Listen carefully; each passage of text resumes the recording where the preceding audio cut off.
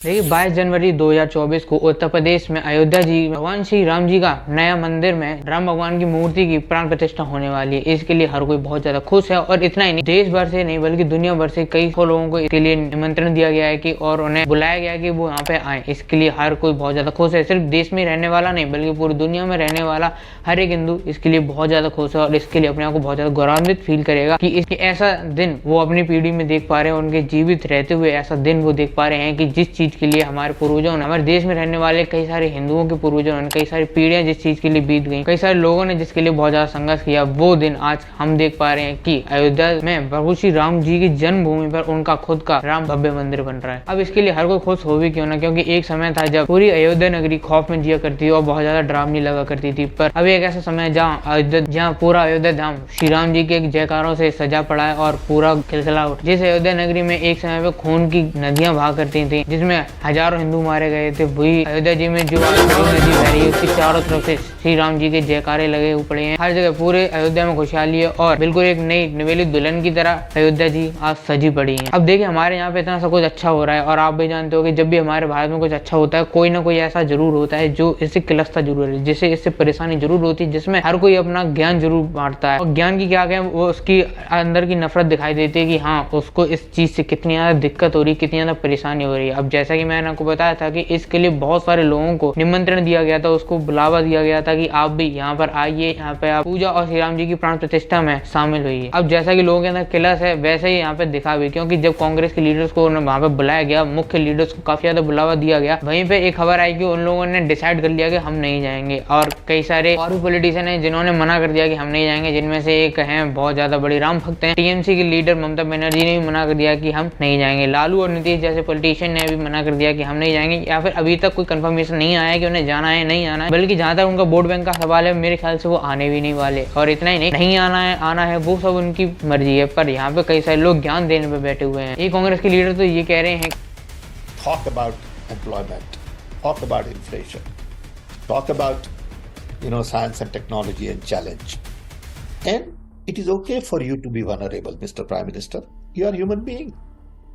You don't have to be a macho man everywhere. इनके हिसाब से हमारे देश में इन्फ्लेशन, प्यूबर्टी, अनएम्प्लॉयमेंट, ये सारी चीजें बस उस दिन को ही होंगी, यानी 22 जनवरी को होंगी। बाकी साल भर में ये सारे मुद्दे बिल्कुल ही गायब हो जाते हैं। इनके हिसाब से बीजेपी को राम मंदिर वगैरह पे बिल्कुल भी फोकस नहीं करना चाहिए, अपने देश की बाकी मुद्दों को उठाना चाहिए। मैं यहाँ पे बिल्कुल ये नहीं कह रहा कि बाकी मुद्दों को बिल्कुल नहीं उठाना चाहिए, बिल्कुल ध्यान देना चाहिए, पर ऐसा बिल्कुल भी नहीं हुआ है कि किसी ने बिल्कुल बाकी मुद्दों को साइडलाइन कर दिया और श्री राम जी के मंदिर में ही लगे पड़े हैं। हालांकि बहुत ज्यादा तेजी से बनाया और काफी ज्यादा मेहनत उसमें लोगों की लगी हुई है, पर ऐसा बिल्कुल भी नहीं है, क्योंकि हमारे देश के पीएम जो थे उस टाइम पे भी काफी सारी नई नई चीजों की इनॉग्रेशन कर रहे थे, बाहर की यात्राएं वगैरह भी कर रहे थे, दौरे भी कर रहे थे, काफी सारे मुद्दों को उठाया गया था, हालांकि कम उठाया गया था, पर फिर भी ये सारी चीजें और दिन भी हो जाती है साल भर में। साल में 365 दिन होते हैं और सिर्फ एक दिन के लिए आप ऐसा नहीं कह सकते कि हम नहीं आएंगे, क्योंकि इन्फ्लेशन पे ये लोग बात नहीं करते। 22 जनवरी को छोड़ के 23 जनवरी को कर लेना। अब ये सारी बातें जरूरी थोड़ी ना कि उस दिन पे ही हो, और भी आगे पीछे हो सकती हैं। बाकी आप आए या ना है उससे हिंदुओं पर कोई फर्क नहीं पड़ने वाला। जो कर रहे हैं ये फंक्शन हो रहा है एक स्टेट स्पॉन्सर्ड इवेंट के रूप में। प्रधानमंत्री मौजूद रहेंगे, मुख्यमंत्री यूपी के मौजूद रहेंगे, कई सारे आपके जो आज हमारे व्यवस्था के जो राजनीतिक व्यवस्था के हैं उनके पदाधिकारी भी रहेंगे वहाँ पे। हम नहीं। अब देखिए वैसे तो उनका नाम सीताराम है, पर ये यहाँ पे कह रहे हैं कि इसकी वजह से सिर्फ एक स्टेट को सुप्रीम दिखाया गया और सुप्रीम ऐसे दिखाई गई है। भैया आखिर क्यों ना दिखाई जाए, जब अयोध्या धाम उत्तर प्रदेश में है तो उत्तर प्रदेश की सुप्रीमेसी दिखाई जाएगी। जब पूरा टूरिज्म, इतना बड़ा बिजनेस अयोध्या में आने वाला है, जिसकी वजह से काफी ज्यादा रेवेन्यू उत्तर प्रदेश को नहीं बल्कि पूरे देश को मिलने वाला। आखिर टैक्स तो उत्तर प्रदेश वाले भी पूरे सेंट्रल गवर्नमेंट को ही देते हैं। मैं ये नहीं कह रहा कि बाकी देशवासियों को इसमें बिल्कुल भी हाथ नहीं है, पर आखिर उत्तर प्रदेश के लोगों का बहुत ज्यादा हाथ है, क्योंकि अयोध्या के लोग थे जिन लोगों ने ऐसा सब कुछ झेला इतने सालों तक अपने आंखों के सामने। श्री राम जन्मभूमि के ऊपर इतने ज्यादा संघर्ष, इतने ज्यादा लोगों की मौत है, इतने ज्यादा लोगों की शहादत वहाँ पे देखी है, वो अयोध्या के लोगों ने देखी और कई सारे उत्तर प्रदेश के लोग और अयोध्या के लोग ही वहाँ पे मारे गए हैं। इसकी वजह से वहाँ पे सुप्रीमेसी तो होगी। और इतने नहीं, जब बाबरी मस्जिद गिरा के दी गई थी तो इसका पूरा जिम्मा उत्तर प्रदेश के उस समय के मुख्यमंत्री कल्याण सिंह ने ही अपने ऊपर लिया। में एक धार्मिक भावना होती है, उसका भी हम कदर करते हैं, लेकिन इस प्रकार की धार्मिक अनुष्ठान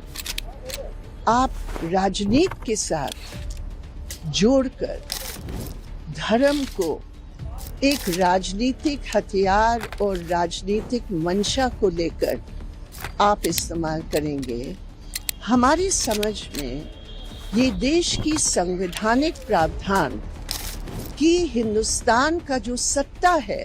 अब देखिए इनका यहाँ पे ये कहना है कि जो श्री राम जी के मंदिर पे जब हमें बुलावा आया है तो हम नहीं जाएंगे क्योंकि बीजेपी जो है वो वहाँ पे भगवान के नाम पे राजनीति कर रही है और बहुत ज़्यादा गलत है। देखिए सबसे पहली बात, आप कहीं ना कहीं तो सही हैं, पर आखिर राजनीति करे क्यों ना?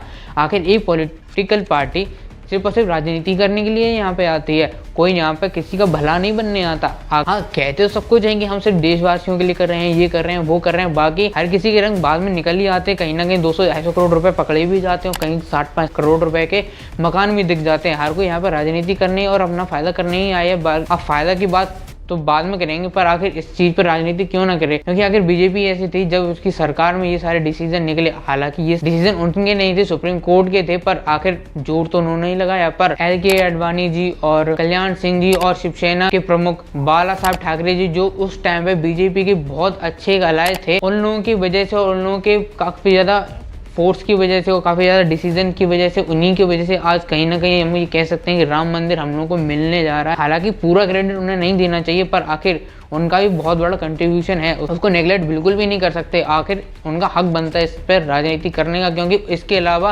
किसी और ने सोचा तक नहीं था। बल्कि जब डिसीजन आया था तो लोगों ने काले कपड़े पहने शुरू कर दिए थे, वो हर किसी को याद है और बताने की भी कोई ज़रूरत नहीं। बाकी किसको आना है किसको नहीं आना है वो तो आप लोग डिसाइड करोगे, बल्कि आप लोग क्या ही डिसाइड करोगे, क्योंकि आप लोगों ने तो पहले ही डिसाइड कर दिया था कि इसकी राम मंदिर को कभी सपोर्ट करना ही नहीं है।